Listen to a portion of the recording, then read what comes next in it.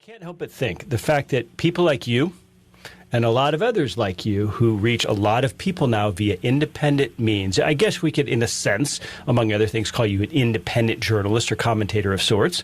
I can't help but think that the proliferation of people like you has something to do with the absolute screeching we're seeing over this Elon Musk purchase of Twitter. Oh, you would think there would be people who would be ashamed to be taking that view, which in effect is an anti-free speech view. You're saying that free speech will, is a bad thing, and it's got you scared, it's got you nervous.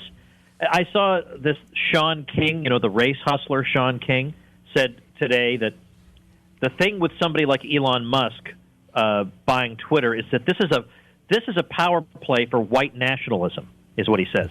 He says that the reason people like Elon Musk want so-called free speech on Twitter is that they are upset that right now white nationalists are not allowed to bully or harass people, and they want to overturn that. I mean, I'd like to say that person is tone deaf, but I don't think he could be that stupid. Imagine portraying our point of view quite like that.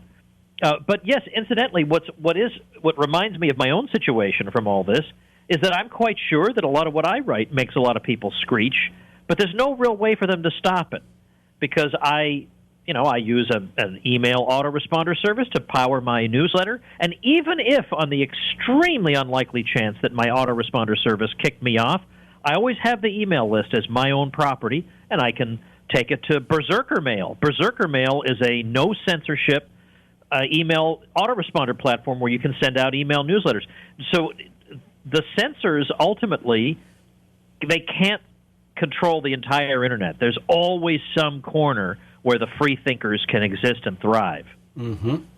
Well, I think if they were going to control it, they would have done better by now. I mean, some days I wake up and I'm actually shocked at the degree of freedom we have, and I always wonder if 10 or 20 years from now we'll look back and say, oh my gosh, remember when you could just tweet?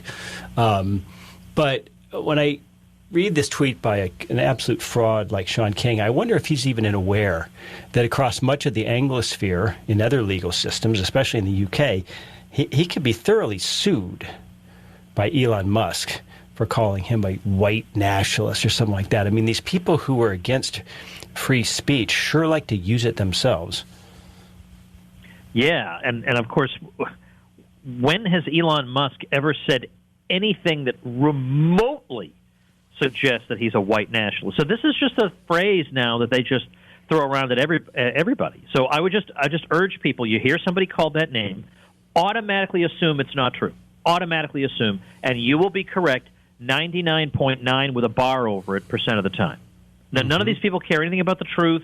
They just care about destroying the enemy. And the enemy is somebody who wants people to hear a point of view other than what Mitt Romney and Hillary Clinton want you to hear. That is basically it. You're the dangerous person if you're outside the Romney to Clinton axis.